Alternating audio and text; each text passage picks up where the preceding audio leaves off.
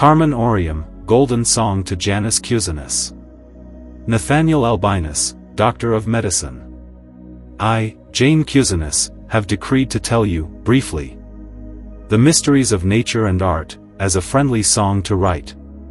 And by night, I draw from the depths of the sun's knowledge. Therefore, arise, and with a focused mind, apply yourself to the work. And the mind, with wisdom, will search all things. From the beginning of the world, the empty region filled with light. A force moved through the void, bringing shape, form, and color.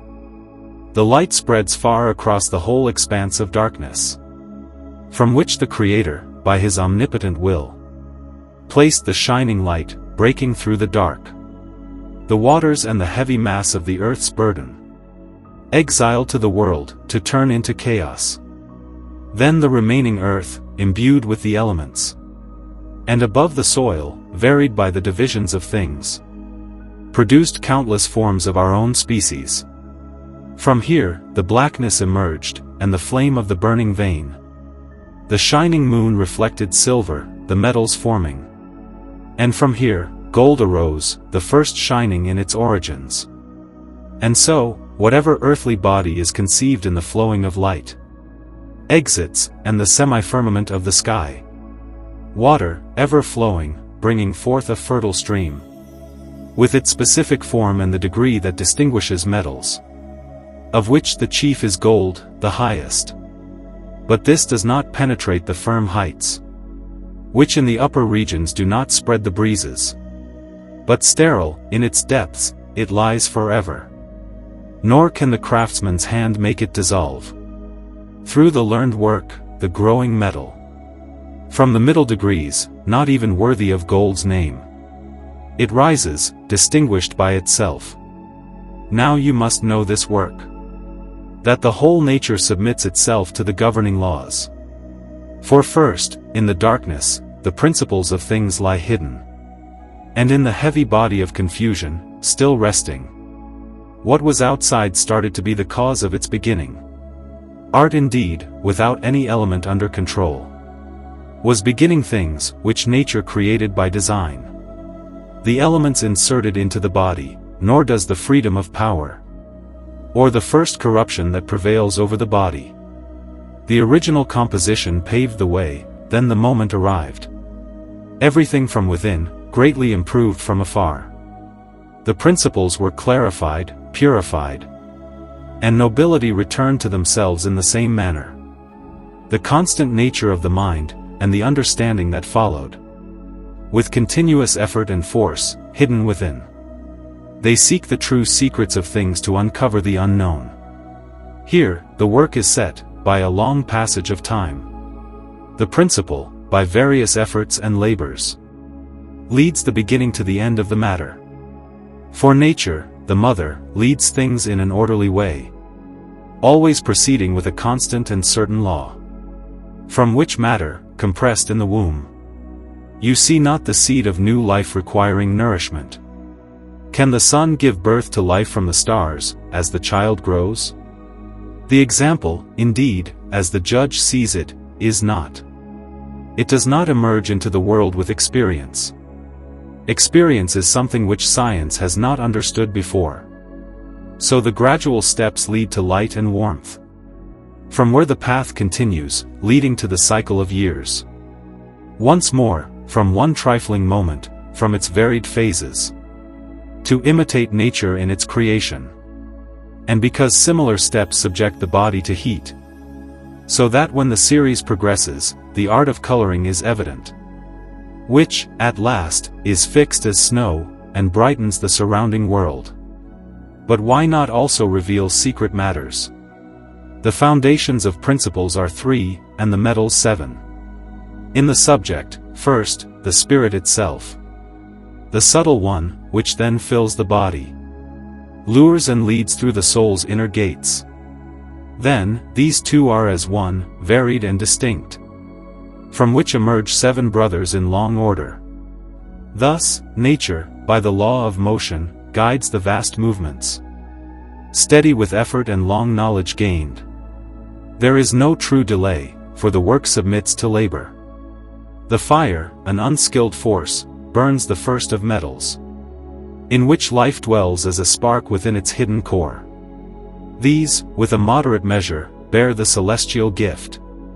From this, the vision of sulfur, and the clear shining of the moon, and the species of Saturn, and the subtle arts, shining like mercury, sinking into the deep. The composition like the crystalline body bright and serene. Here, the continuous process of rising and heating continues. Externally, like flames licking the chosen fire. Internally, where one form mirrors another. First, the work is the most remarkable. Suddenly seen, a marvelous thing. In the old chaos of flowing motions, and the silent darkness, all things spread, and the night follows the gloomy path. You will fail in spirit, for after the darkness comes light. Splendidly it distributes distinct and separate parts everywhere.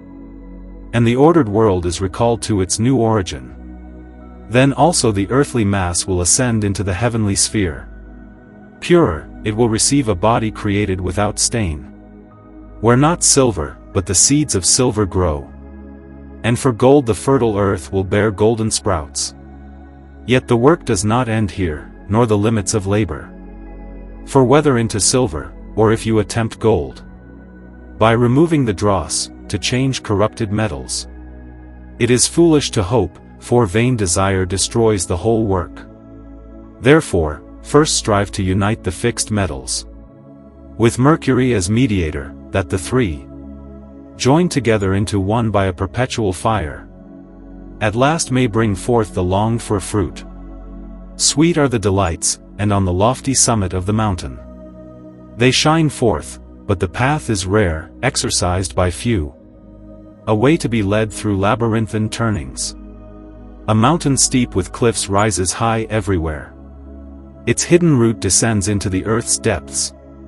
But its peak, triumphant, is raised above the conquered sun. In the midst shines the silvered horn of the moon. These are they who rule the whole field of colors.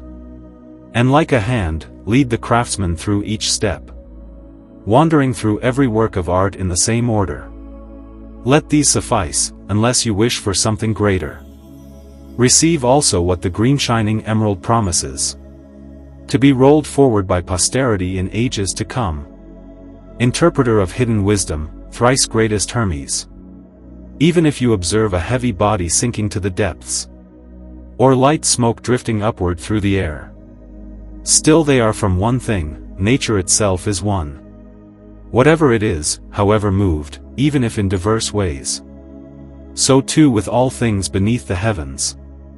And whatever is subject to the sky, the earth, or the sea, from one mass, created by divine power. The sun and moon alike are born of the same parents.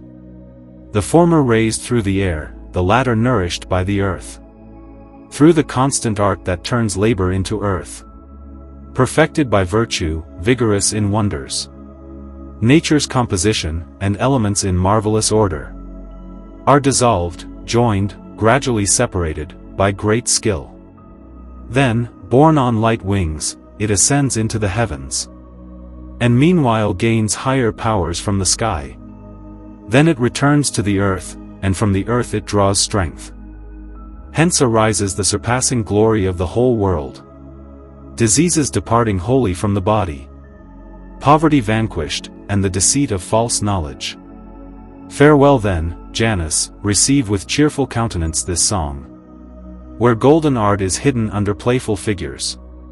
Surely it is the true golden ring of the vigilant, softly set with the green growing emerald, which, given anew, one might think a dream's promise. A gift of foresight, wrapped in the image of vision. The end.